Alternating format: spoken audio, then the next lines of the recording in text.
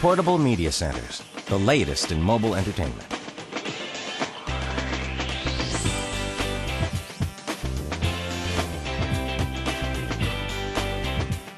Do you remember the Zune? Well, I don't. But did you know Microsoft had a competitor to the Apple iPod even before that? They were called portable media centers. They were hard drive-based portable media players that could play music but also show photos and videos. They were made by various brands, and they all ran Microsoft's portable media center software. The example I have here is a Creative Zen portable media center. This is one of the first ones ever made in 2004.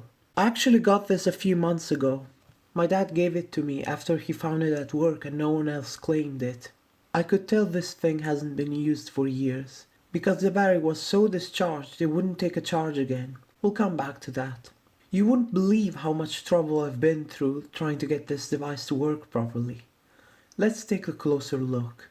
This is all I got, the device and its case, both of which are in decent condition for a device from 14 years ago, probably because it was hardly used.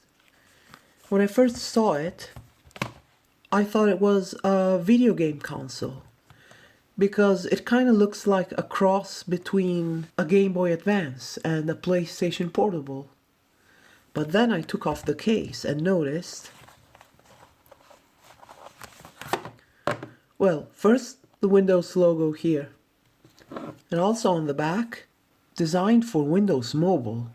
So I thought, no way, this is a Windows Mobile Pocket PC or something. Now this device suddenly became a lot more interesting. On the left side there's a DC power jack and a reset pinhole. On the bottom there's a proprietary jack for connecting a USB cable or plugging it into a dock station, which worked like the USB cable. On the right side there's a hold switch to lock the keys, AV out jack, and standard 3.5mm headphone jack. And the jack for a special wired remote, which I don't have obviously. On the top there are 4 customizable preset buttons, and the power button.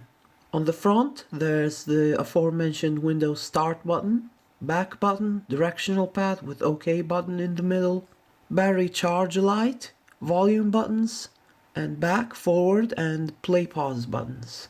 And a mono speaker, which doesn't sound that great, but it was good enough, especially for a device of this age. The screen is 3.8 inches with a resolution of 320 by 240. It's poor by today's standards, but you couldn't get anything much better than this in 2004. Most portable devices at the time didn't even have a color display. I had to find a power supply to turn it on with. I had to make sure the polarity was correct. As you can see here, it says the sender pin is positive. At first I tried the 4.5 volt power supply from my Sony Discman, but it didn't work. Then I tried this 5 volt one from a clock radio, and it still didn't work. Then I decided to try removing the battery. This is the original battery it had, 3.6 amp hour, and this is completely dead. It doesn't take a charge anymore.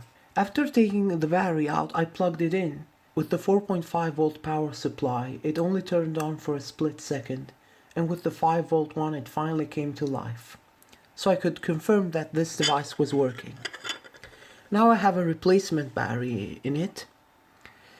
It's interesting because it's for Zen Portable Media Center, while I have a portable media center, but it works anyway. I put this piece of tape so I can remove it more easily, even if it has tabs to grab it here. And this back cover is made of metal, which is pretty nice. When the device is in the case, the USB port is blocked off. But it makes sense, because if it's plugged in, you can't have it here.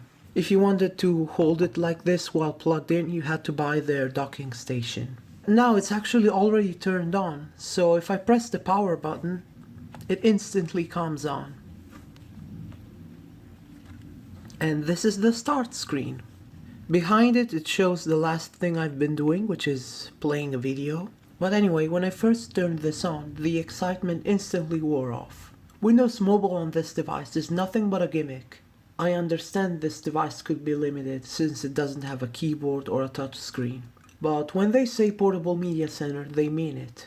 You can use this device for music, pictures, videos, and TV recordings, which is just video you recorded from your Windows XP Media Center Edition PC with an analog TV tuner. That's it. You can't run any Windows Mobile Pocket PC applications or anything, which is what I was expecting. The settings are quite limited too. There's equalizer, display, backlight, how long it stays on. If you turn it off, it kind of becomes like a Game Boy Advance. You can see how dark it is. But we'll say 1 minute. Brightness. It hardly makes a difference on camera. And in real life it makes a bigger difference, but still not that great. And TV out, but I don't have a cable for it. Effects, just transitions on the screen. See, now they're sudden. And sounds, which you might have noticed that there are sounds from Windows XP Media Center. International. We can change the language and you'll see what happens when this device turns on from the beginning. This action restarts your device and may take several minutes. Well, actually it takes just under a minute, but we'll see.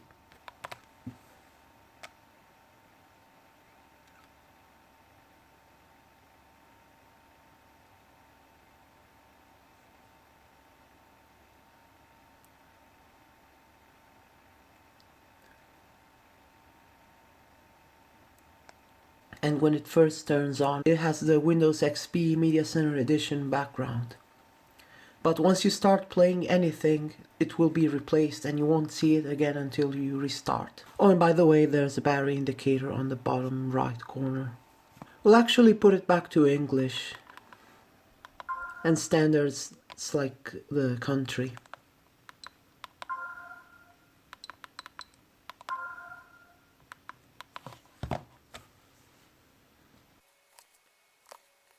There isn't even a way to mod the firmware as far as I've seen, which is a shame. Here is a chart from Microsoft's website from 2005 showing a comparison between the Windows mobile devices sold back then. I was aware of the Pocket PC, but not of the portable media center. Well, I can't complain because this device was found for free. This device has a 20GB mechanical hard drive, which is the reason why it's so thick and expensive. This thing's price was $499 US when it first came out. Let's compare it to the iPods that were out in early 2004. There was the regular iPod at its third generation, available with a 10, 20 or 40GB mechanical hard drive. And by the way, it was more portable than the Creative Zen Portable Media Center. The 20GB version of that iPod was $399, so $100 cheaper. But it only had a monochrome screen. There was also a $249 iPod mini, which was even more portable, but it only had a 4GB hard drive. Apple released an iPod with a color screen in October 2004, and it was $349 for a 30GB version.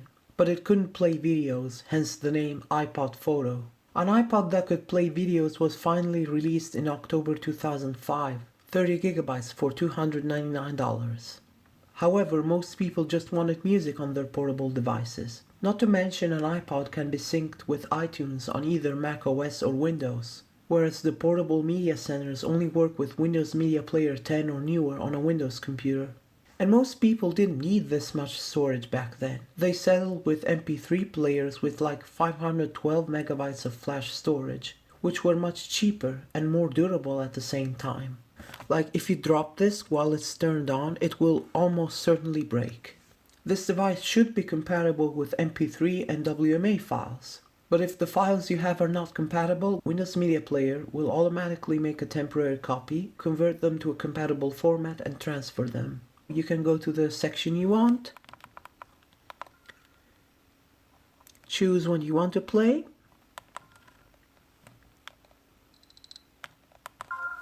and there you go.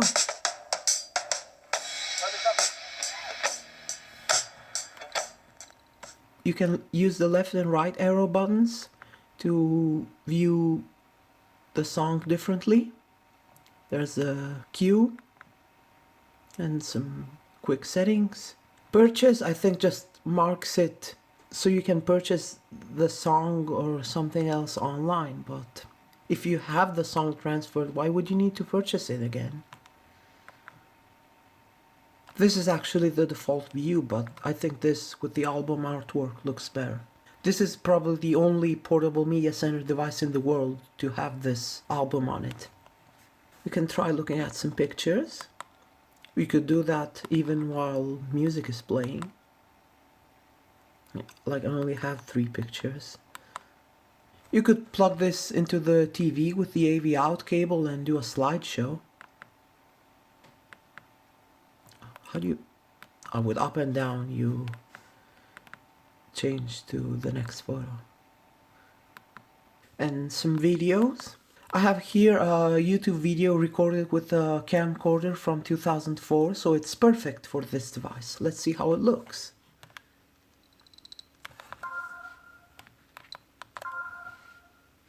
Here's something I bought just because I knew it's going to be crap. It's a Cyber, or actually I don't know if that's Cyber or Yibber with a swoosh, but I'm going to assume it's supposed to be Cyber. BB-110R AM/FM 2-band radio. It actually looks quite good, but the videos that Windows Media Player converted and transferred here are probably the best quality you're gonna get. Let's try something more modern. Welcome to Bartians, and this is a quiz called Be Careful What You Wish For. Shall we talk about what you guys wish for, or shall we just crack on? You could do. It depends if you think the format needs a bit of extra padding at the start. It might do, to be fair. Okay. What do you wish for? And it's nice that it letterboxes widescreen videos. Also, this device came with this sample video.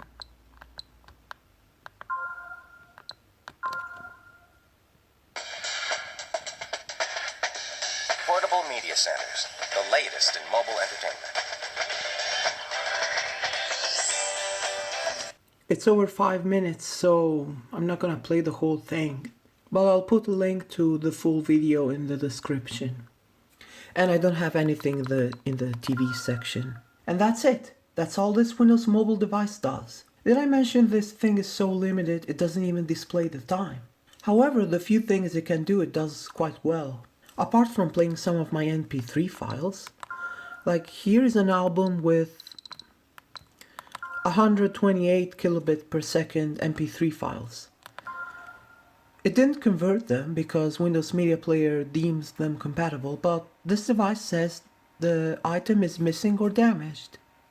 Here's an appropriate song for this device, the Windows XP sample song.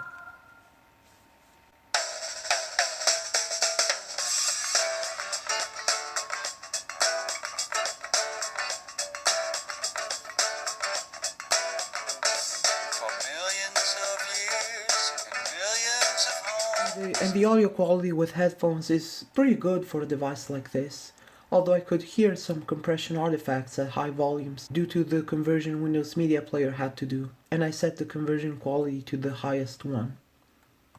I wasn't going to turn this into my main music listening device, but I still wanted to get some use out of it, so I went on eBay and looked for a battery and USB cable. I found them, but they were very expensive, so I didn't buy them. However, a day later, I happened to find a battery on Amazon for a much cheaper price, so I bought it immediately. And that's the portable media center battery you saw before. The previous owner of this device didn't have much stuff on it. But the more important thing was this, the USB cable. Look at that proprietary connector.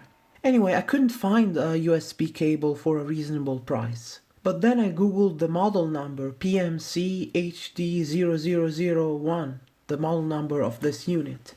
And I just happened to find a listing for the cable on the Australian version of eBay of all places. But the listing mentioned they could ship to Europe too, so I bought it.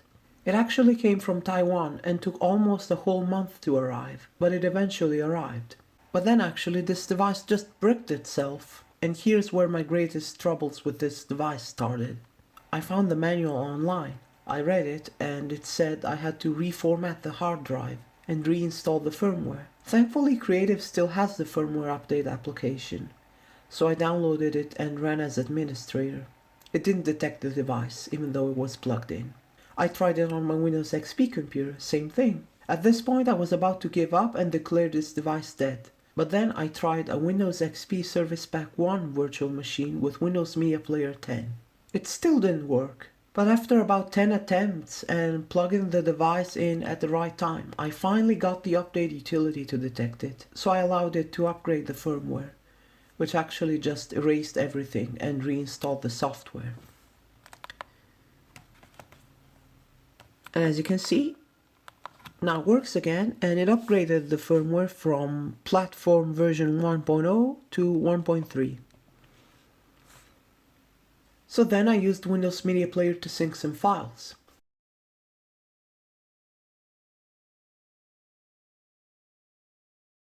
Now I'll show you the process of transferring music to this device.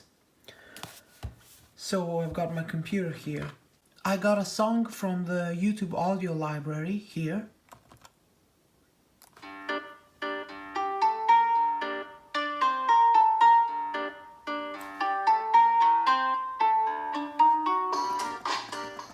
It's a 320 kilobit per second MP3 file. So now we'll see what it takes to transfer it to this Creative Zen portable media center. So we take the special USB cable, plug it in right side up because it doesn't go in both ways, and plug the other end into the computer. I'll turn it on first. Just says connected, and it shows up on the computer as Zen Portable Media Center. You can use any Windows computer running at least Windows XP and Windows Media Player 10. Here I'm using Windows 7 and Windows Media Player 12. To transfer files to this device, something called Media Transfer Protocol is used. Maybe you've already heard of it. It's the same protocol today's smartphones use. Android smartphones use it, and so do iPhones and other iOS devices for transferring photos and videos with Windows. In fact, I believe these Microsoft Portable Media Centers were the first devices to use MTP. So here's something that's arrived. However, you still have to use Windows Media Player to sync content. We'll just close this and see how it shows up in the My Computer window here. It shows up as Zen Portable Media Center Portable Media Player.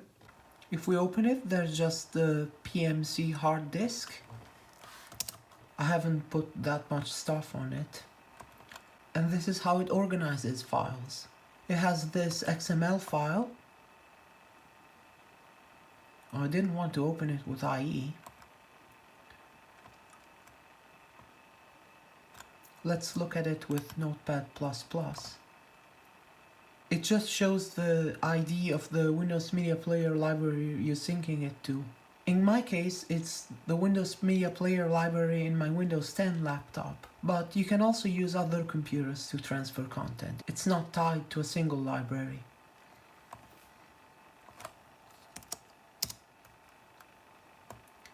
You can put your own files here, but of course the device will ignore them. In albums, we have some ALB files, 0 bytes. In music, there should be the actual music files, which you can transfer back to the computer. And the original files I had on the computer were not WMA, so these are converted. Let's see. 192 kilobits per second. But you can transfer them to another computer which supports MTP and they will play fine.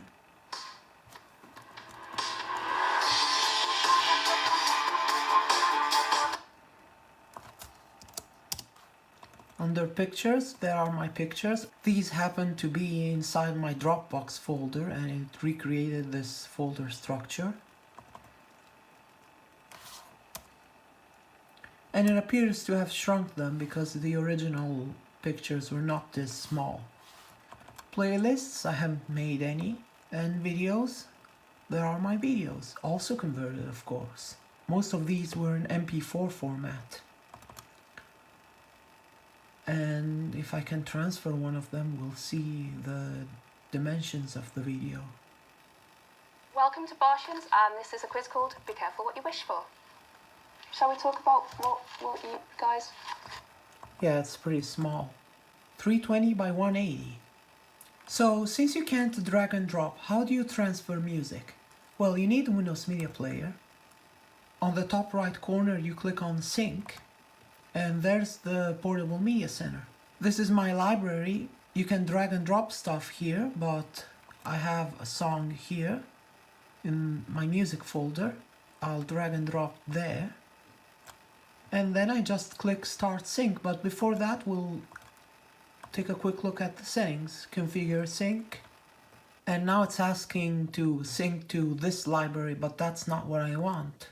Let's go to Tools, Options, and Devices. There's the Zen Portable Media Center, Properties, Quality, and here it selects quality automatically, but on my Windows 10 computer I set it to maximum quality, which is 192 kilobits per second for music and 800 kilobits per second for videos. So I've selected the song and I just click Start Sync. And that was it. It didn't have to convert it this time. And see, it says updating when it has to do something. Now that it's done, we can unplug it. We don't have to eject it. And the song I've just transferred should be there. Forgot the name of the artist, so I have to look up the title, Road to Moscow. There it is.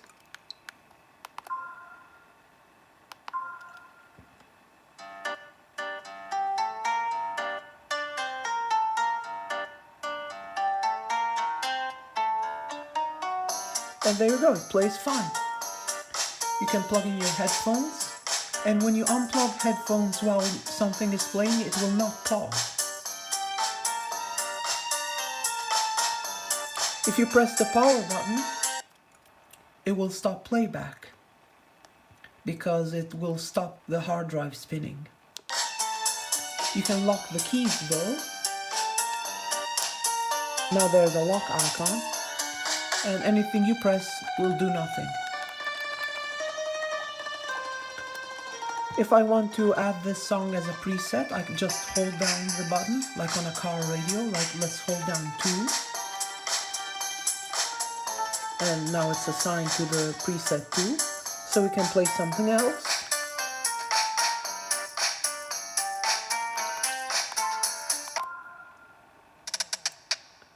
And then press the 2 button. And it changes. Oh. Now playing all songs. I don't think it saved that. Oh, wait a second.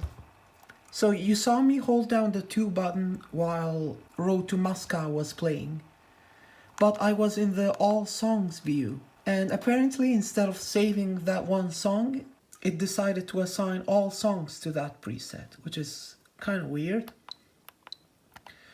So we have to go to Artists, and I will have one song by this artist, so we'll assign that one to the preset. There you go.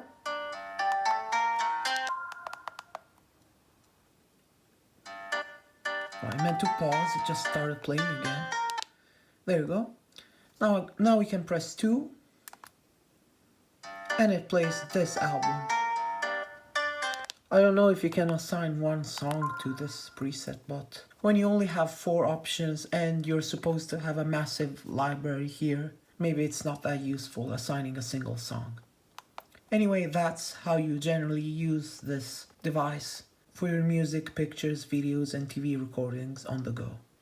I don't care about having devices as thin as possible, but this thing is a bit too thick for most people's pockets, and this is without the case.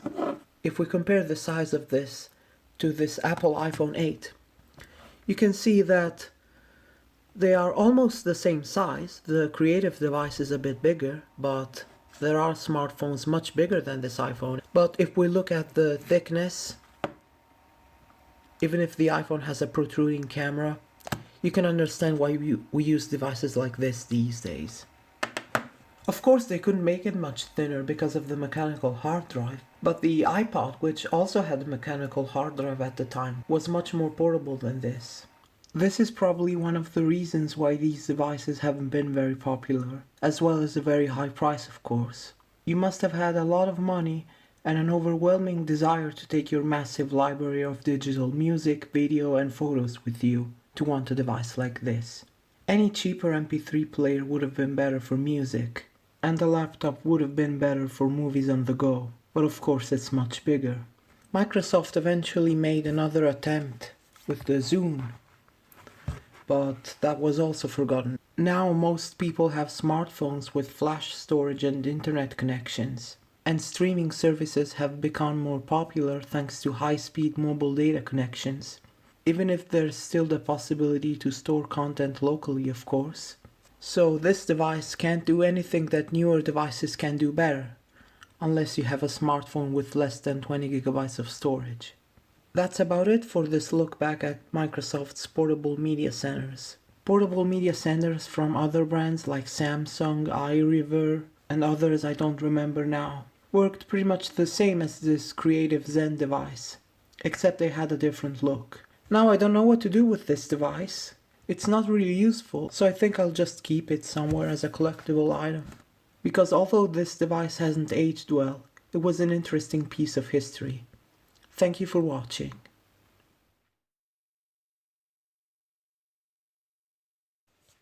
If I put the camera right on the device as I turn it on, you should be able to hear the hard drive.